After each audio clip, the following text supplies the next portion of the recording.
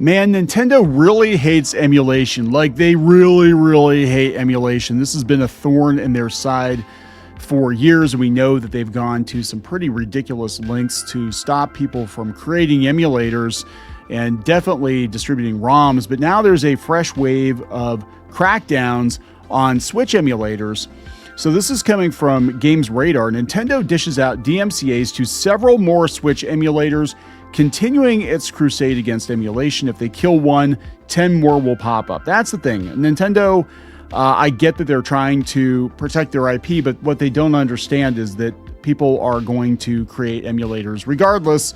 They're just not going to broadcast them. And some people have been very brazen. There was that one guy who basically dared Nintendo to sue him, and they did, and it was for millions of dollars. And I'm sure he regrets it now, but they are literally the worst when it comes to protecting their IP. Nintendo's continuing its ongoing crusade against Switch emulation as the company just dished out a fresh helping of DMCAs to several major emulators. Nintendo first came down hard on emulation 2 years ago when it targeted the first Switch emulator, Yuzu, with a lawsuit that ended with its creator paying $2.4 million in a settlement.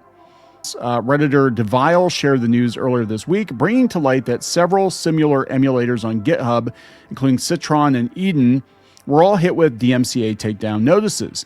Several replies on the thread spread the news from other emulator communities, though it seems self-hosted repos existing outside of GitHub are unaffected by all the commotion. They can't slap everyone down.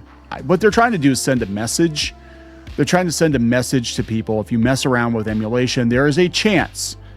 It might be a slim chance, but there's a chance you will get sued for $2.4 million. And unless you're willing to pay $2.4 million, don't mess with it.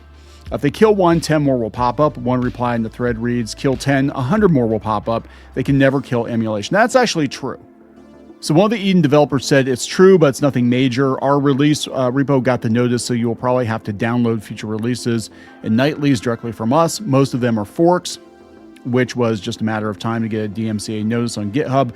This is why we and other emulators don't host the source on GitHub. It is going to be very hard for Nintendo to slap everyone down.